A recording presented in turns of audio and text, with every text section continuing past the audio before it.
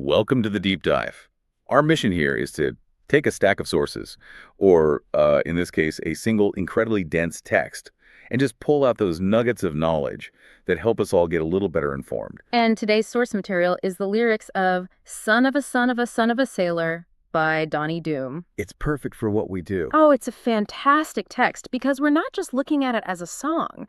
We're treating it like a compact generational study. Yeah. It's this deep look at legacy and, the rapid impact of technology and convenience on what it means to inherit a tradition. Especially when the world that tradition was built on has just completely vanished. Right. And the hook, the initial tension is just so brilliant. You have three generations of sailors in this story. Hmm. Yet the scale of conflict it just plummeted. The ancestors faced literal storms and pirates. Real life-threatening danger. And the current speaker, he's worried about resort fees and he's chasing Wi-Fi signals. It forces you to ask, what even is adventure in an age of total convenience? Hmm. Okay, let's unpack this. Yeah, let's do it. I think we should start with the tools of the trade, the actual objects. When you really look at the lyrics, the the inventory of each generation tells its own story. It really does. It's a story of escalating ease and, I think, diminishing required skill. The Yeah. narrator's lineage, so the first two generations, Right. they were defined by these complex, high-stakes instruments, tools of risk and necessity. We're talking compasses, sextants, and rum by the barrel. And these items, they speak to more than just survival. They speak to a deep learned expertise. Yeah. Think about the sextant. It's not a casual tool you just pick up. Yeah. To use a sextant effectively, you have to understand celestial mechanics and timekeeping and trigonometry. It's a whole science. It's a whole science. Mm. It demands constant vigilance and a very high tolerance for error. When the ancestor chased horizons, he was performing astronomy and physics every single day just to figure out where he was. So what about the current speaker? What's his material culture? It's all convenience, automated convenience, and sort of disposable leisure. His navigation tool is a GPS. Which requires zero skill. Right. You just turn it on. You turn it on and accept the instructions. And his ultimate luxury item, which I think is just a brilliant symbol for modern comfort, The Yeti cooler. the Yeti cooler for sale. Yes, the for sale part is key. It is so revealing. The Yeti cooler itself is already a symbol of a commoditized outdoor lifestyle, right? Right. It's expensive, it's durable, it's for passive leisure. For sitting on a boat that's already docked. Exactly. But the fact that it's for sale, it suggests that even this modern apparatus of leisure is transient. It's transactional. Maybe it's even unnecessary for him. He's selling the tools of the very lifestyle his ancestors fought to give him. And what replaces all that deep life or death skill? A data plan. He says they all had saltwater stories, but he just has a data plan. His survival literally depends on a connection to a server, not the stars. It's a complete shift from What- mastering the physical world to mastering logistical access. The lyrics draw such a perfect line in the sand there. Yeah. Oh, they do. Between the acquired skills, the grandfather was defined by being able to tie these intricate knots with rope. The kind of skill that stops a disaster at sea. Right. And the grandson, he ties flip-flops with ease. It's a fantastic joke, but the implication is huge. It's profound. The utility of the skill has fallen from, life or death necessity to a minor inconvenience. Tying a bowline knot could save your life. Tying a flip-flop, it keeps you comfortable by the pool. And that comfort is the legacy. The tools of survival, the sextant, the rope, they're completely gone, replaced by automation like GPS and consumer goods like the Yeti. And that changes what a saltwater story even is. Absolutely. It shifts it from a story born from physical experience and struggle Yeah. to one that comes from digital connectivity and consumption. The skills to do the ancestors' job are gone, precisely because their hard work made the grandson's lifestyle possible. But hold on, doesn't that raise a question? If the goal of the first two generations was to provide comfort and safety for the third, then hasn't the third generation succeeded? They've actually fulfilled the promise. This is the sailor's dream, which is, retirement from hardship. That's a really sharp point. And the text suggests two things are true at once. Yes, the mission of providing comfort was absolutely accomplished. Mhm. But in that accomplishment, the core identity has been sort of stripped of its meaning. The narrator is sitting in a discount rental car, chasing Wi-Fi signals. The grandeur of the tradition is now packaged cheaply. So the freedom they fought for is still constrained. Exactly. It's constrained by the modern bureaucracy of travel. You still need that cheap car and that fleeting Wi-Fi connection to enjoy the mandated leisure. Let's delve a bit deeper into that idea of constraint, because the contrast between the ancestral challenges and the modern ones, that's where the lyrics really put a spotlight on our modern anxieties. The ancestors were dealing with, raw nature, storms, and human violence, pirates. Existential dangers, the kind of thing that could end your life in an instant. And the speaker's challenges. They're systemic, they're logistical, often they're just administrative. The biggest hurdles he has to overcome are fighting resort fees and braving the traffic.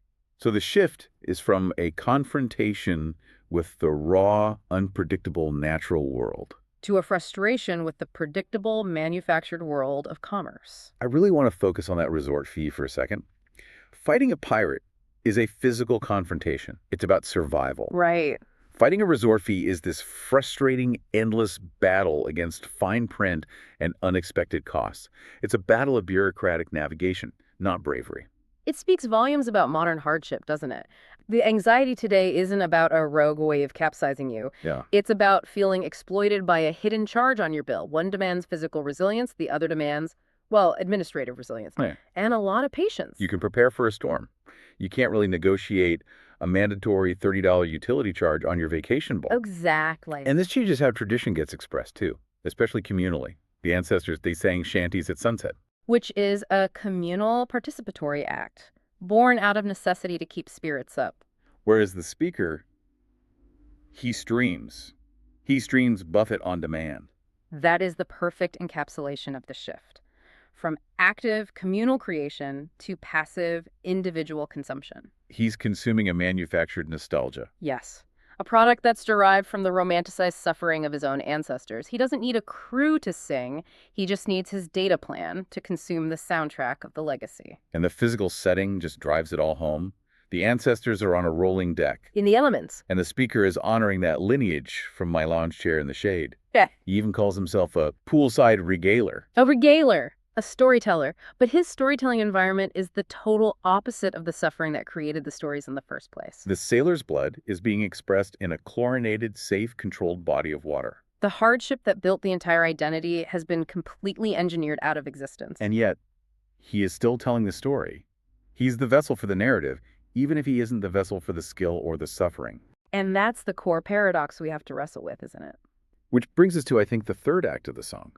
Because despite this massive divergence in skill, in environment, in challenge, the speaker insists on it. He maintains the core identity. He states, I still claim the sailor's blood. And this is where you see the beautiful, intentional irony of the modern inheritor. He claims the bloodline while admitting to its artificiality. Even if I tan with a spray-on can. Exactly. A real sailor's tan is earned. It's a visible marker of the profession, of years of hardship at sea. It's a record of experience. And the speaker just applies the marker artificially. It's an instant, convenient, consumer-driven copy of an earned experience. This artificiality then extends to the rituals. He honors the lineage with a toast, which sounds right. It sounds appropriate, sure. But the ancestral rum by the barrel is replaced with a margarita in my hand. And rum is the drink of the Navy, of long voyages, of hardship rations. A margarita is the quintessential resort cocktail. It's sweet, convenient, and the ultimate symbol of leisure. So this all gets at a really fundamental question about modern heritage. It does.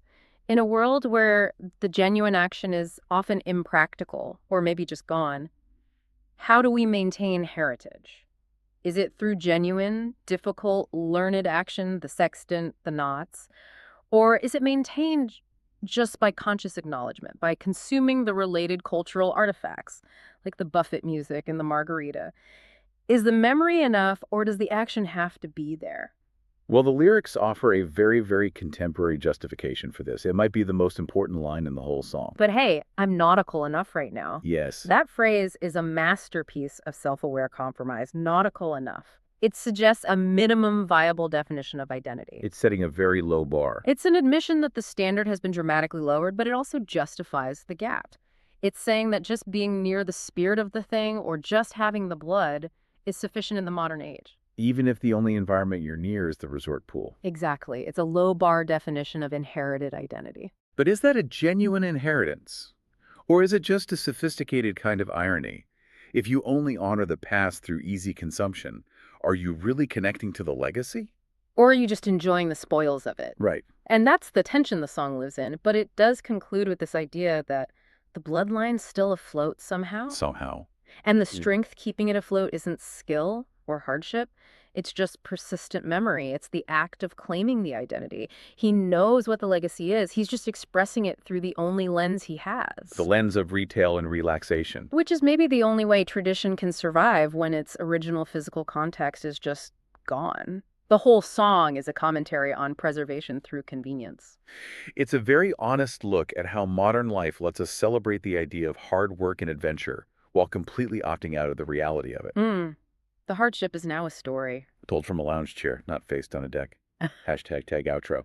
So what does this all mean for us, for you listening? We've traced this generational arc from the sextant and the rope to the GPS and the disposable Yeti cooler. We've watched the great struggles of humanity shift from battling pirates to arguing over mandatory resort fees. Technology and convenience have fundamentally redefined what inherited skill and adventure even look like.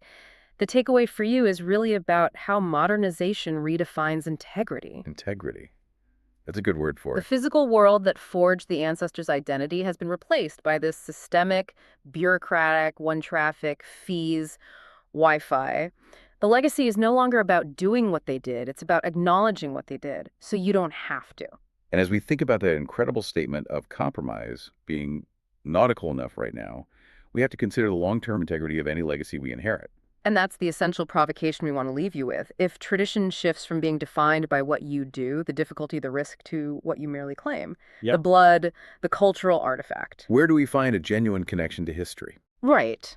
And if the speaker can mock his ancestors' challenges by simplifying them into a song about resort fees, what's the traffic that we all complain about? Yeah. The thing we all brave today that future generations will just look back on and see as a ridiculous, petty inconvenience. That is definitely a thought to chew on. Think about your own inherited traditions, work ethic, family recipes, whatever, and how they've had to adapt to survive the age of Wi-Fi signals and Yeti coolers.